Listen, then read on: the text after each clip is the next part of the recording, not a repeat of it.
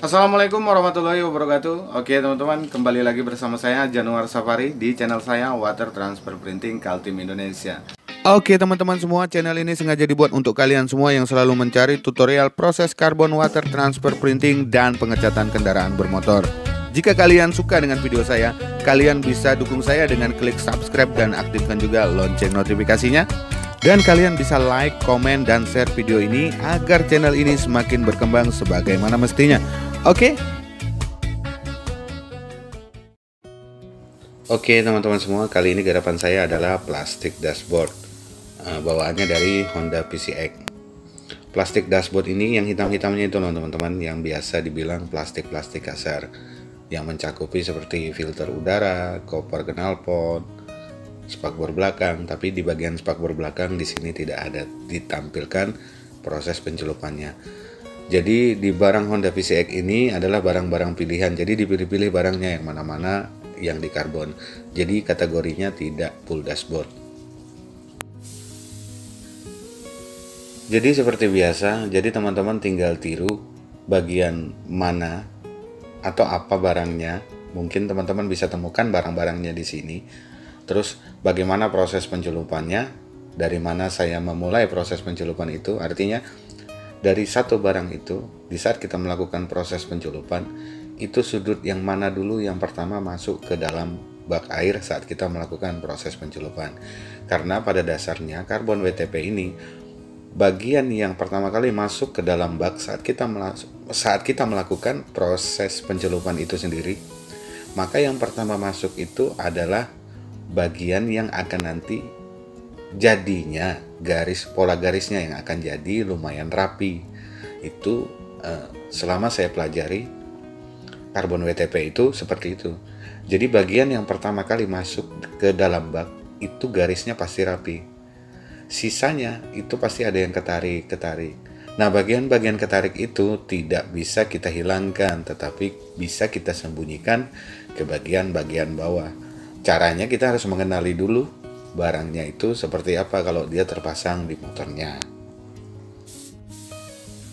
Jadi misalnya kita ingin mengatur pola garis, misalnya kan, teman-teman menginginkan garisnya ini ke sebelah kanan atau sebaliknya ke sebelah kiri. Itu perkara gampang.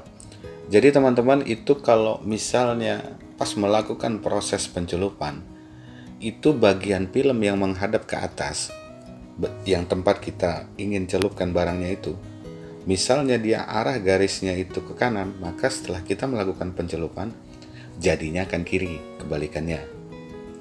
Apabila kita melakukan proses pencelupan lagi, misalnya garis yang menghadap ke arah kita itu kita lihat dengan mata kepala kita gini, dia sebelah kiri, maka saat kita melakukan proses pencelupan itu, maka garisnya akan menjadi sebelah kanan, kebalikannya kan.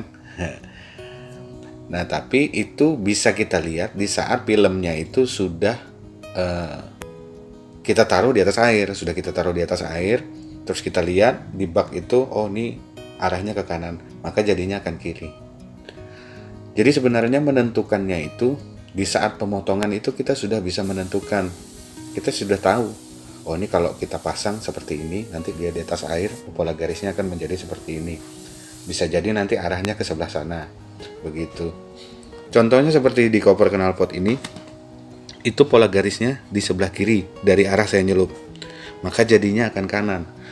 Karena di bagian bawah motor ini yang menghadap ke samping, tapi bagian bawah dari bordes, dari bak CVT, koper knalpot, sama apa lagi, koper radiator, itu semuanya di bagian bawah, yang tertempel di bagian bawah antara kiri dan kanan, semuanya itu saya bikin pola garisnya sebelah kanan. Kalau nggak percaya nanti kita buktikan di saat kita review di terakhirnya nanti selesai finishing. Oke?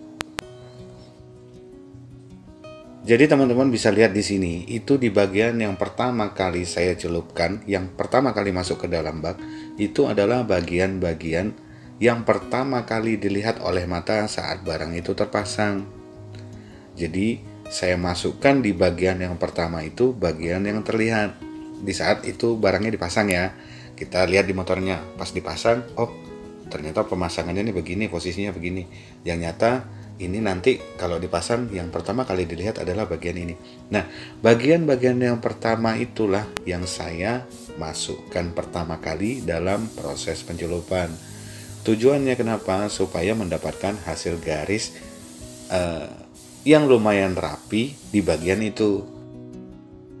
Nah, contohnya seperti ini nih. Ini adalah box CVT. Teman-teman bisa lihat kan miringnya itu ke arah mana. Bagian yang miring yang pertama kali saya masukkan itu adalah bagian kalau itu dipasang di motornya, itu bagian yang paling atas dan itu paling terlihat pertama kali. Jadi bagian yang sisanya itu yang akan ketarik-ketarik itu filmnya itu berada di bawah box CVT-nya. Jadi dia kurang terlihat oleh mata. Jadi kita main sembunyikan. Karena yang ketarik-ketarik itu nggak bisa kita hilangkan, nggak bisa kita hilangkan.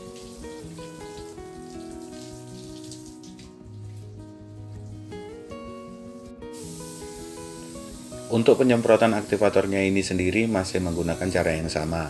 Untuk tekanan anginnya itu saya gunakan angin di antara 5 sampai 10 psi. Atau kita ambil di tengah-tengahnya di atas 5, di bawah 10. Jadi teman-teman bisa perkirakan sendiri kan. Nah, kalau kita berbicara aktivator, pakai botol key spray itu bisa apa enggak? Bisa. Tapi biasanya kalau untuk media-media yang besar pasti ada kendala. Kecuali dia hoki. Karena dulu saya pertama kali belajar pun menggunakan key spray, nggak pernah berhasil sama sekali. Akhirnya saya coba-coba menggunakan spray gun yang sebenarnya pertama kali juga gagal. Alhasil karena saya sering praktek, jadi ya bisa dengan sendirinya karena jadi terbiasa kan. Karena sering praktek, jadi bisa karena terbiasa. Tapi kalau saya ada perbandingan saat saya menggunakan key spray dengan spray gun itu ada perbedaan jauh. Biasanya kalau kita gunakan key spray itu kalau pas lagi botol key spraynya itu semprotannya itu kurang bagus, biasanya aktivator yang dikeluarkan itu ada beberapa titik yang meludah. Jadi teman-teman tuh biasanya, oh ini filmnya kurang bagus nih, disemprot pakai aktivator pecah atau bolong ya kan? Yang disalahin filmnya. Padahal dari ludahan-ludahan aktivator yang kita menggunakan botol key spray itu tadi, itu bisa menyebabkan bolong langsung kontan di tempat bolong dia. Begitu dia ada ludahan. Nah, bagian yang nggak bolong itu, saat kita semprotkan key spray itu adalah bagian yang keluar dari key spray itu yang bagian yang lembut-lembutnya. Begitu bagian yang kasarnya keluar, dia ngeludah, jatuh ke atas film, alhasil langsung bolong di tempat. Nggak bisa ditawar lagi, langsung bolong dia. Kalau kita celupkan barangnya tetap ngotot, maka bolong itu akan tertempel juga di media yang mau kita celup itu tadi. Tapi kalau kita pakai spray gun, kalau kita sudah mengenali settingannya, ya kalau menurut saya sendiri itu lebih mudah menggunakan spray gun. Walaupun ada orang bilang, pakai spray gun boros. Enggak juga, tergantung cara penggunaan kita seperti apa. Jadi sepengalaman saya menggunakan botol key spray itu, biasanya saat saya melakukan penyemprotan menggunakan key spray itu, hasil yang dikeluarkan itu tidak konsisten lembut. Ada butiran yang lembut, ada butiran yang besar. Biasanya kalau kena di bagian butiran yang besar, itu seperti kayak aktivator kebanyakan. Jadi dia di saat kita menempelkan, dia nempel dulu. Tapi nanti motifnya kegeser. Kayak kebanyakan aktivator itu, dan alhasil catnya juga ikut lembek dan akhirnya tuh meleleh, luntur semua, hancur, diulang kembali. Jadi semenjak pakai spray gun ini karena kita konsisten, karena dia dibantu dengan udara kan, jadi konsisten. Tambah lagi udaranya kita kunci menggunakan regulator. Jadi hasil yang kita dapatkan visualnya antara key spray dengan spray gun itu visual dari garisnya sendiri itu lebih bagus, lebih pekat, lebih terang. Itu sepengalaman saya. Oke teman-teman, nggak kerasa asik-asik ngobrol, ini celupan udah mulai besar. Nah ini bagian bordesnya, teman-teman bisa tiru cara nyelupkannya seperti itu. Agak dimajukan ke depan pelan-pelan sedikit. Dan geraknya juga nggak boleh terlalu lambat, karena nanti keburu karbon WTP-nya bagi wilayah, jadi nanti keburu hancur dia. Karena kan di bagian bordes itu ada bolong-bolong, itu bahaya.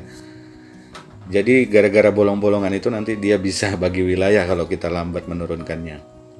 Yang penting kenalin barangnya dan hasilnya seperti ini.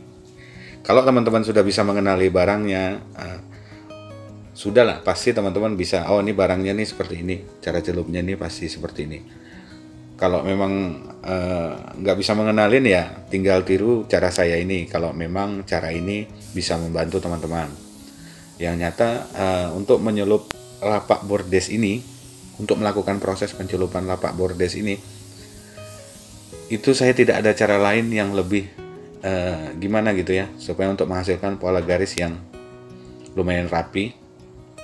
Tapi tetap pasti ada yang ketarik, cuma nggak ketara dia. Diminimalisirkan lah yang ketarik-ketarik itu. Jadi cara nyelupnya seperti ini. Dimajukan pelan-pelan, tapi sambil turun ke bawah secara konsisten. Maka hasilnya pun akan lumayan rapi juga. Jadi teman-teman bisa lihat ini contohnya. Nah ini saya kasih lihat. Lumayan kan untuk, apalagi misalnya pertama kali teman-teman melakukan proses pencelupan di barang ini terus berhasil, rasanya itu saya sudah pernah rasakan betapa gembiranya teman-teman. Bagi teman-teman yang masih gagal itu jangan patah semangat, karena saya dulunya juga sering gagal. Bahkan istri pun ikut menangis karena sudah terlalu banyak biaya yang dibuang untuk proses belajar karbon WTP ini. Semangat teman-teman, jangan patah semangat ya.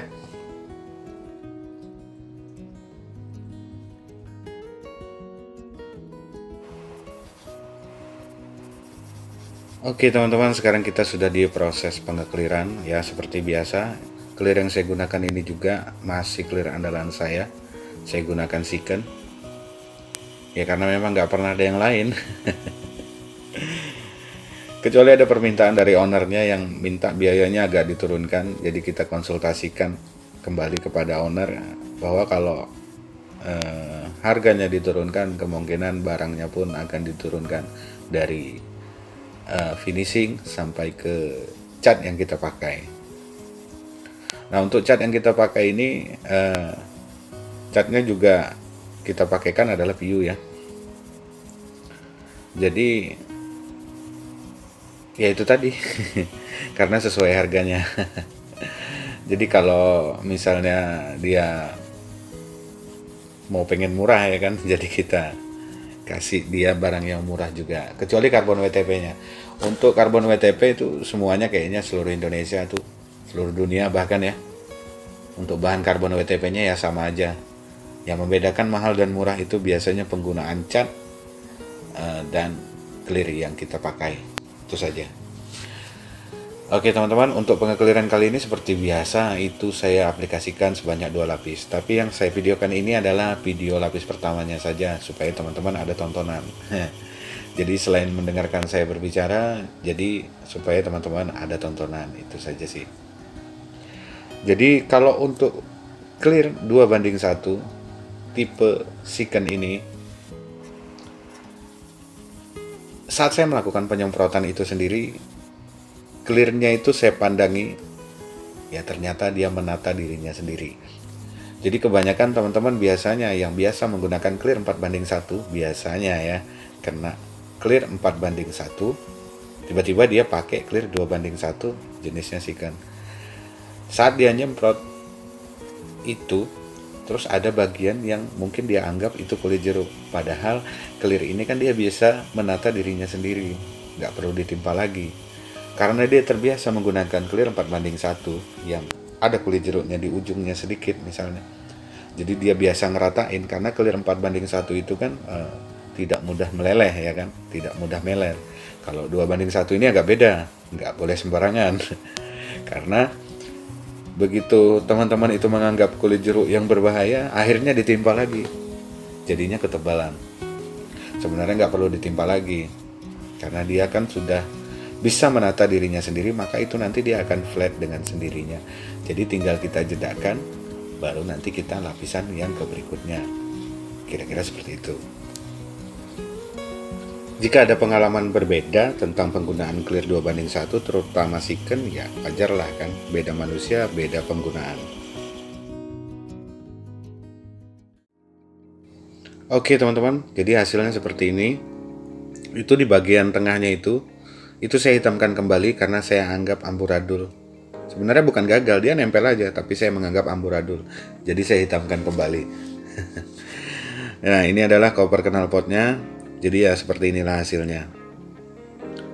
Ya nggak gimana ya, nggak jelek-jelek amat lah, lumayan lah. Jadi teman-teman, misalnya ada yang penasaran, mungkin yang satu kota dengan saya, itu betul nggak tuh hasilnya seperti yang di video ini? Ya kemungkinan bagi-bagi yang penasaran, ya bisa langsung japri aja ke tempat saya kan. Mungkin pas saya lagi bekerja, teman-teman bisa lihat di situ kalau hanya untuk sekedar membuktikan. Dan saya berani jamin apa yang ada di video ini, jika teman-teman lihat dengan mata kepala teman-teman sendiri secara real, nyata, berhadapan dengan saya langsung, antara foto atau video dan mata yang memandang secara langsung, itu tidak ada bedanya. Saya berani pastikan itu. Ya, kalau teman-teman ada yang ingin mencoba untuk membuktikan, ya silahkan datang saja ke tempat saya. Simple kan? Sebenarnya juga tidak butuh pembuktian yang akurat sih. Kalau penasaran ya silahkan. Itu saja sih.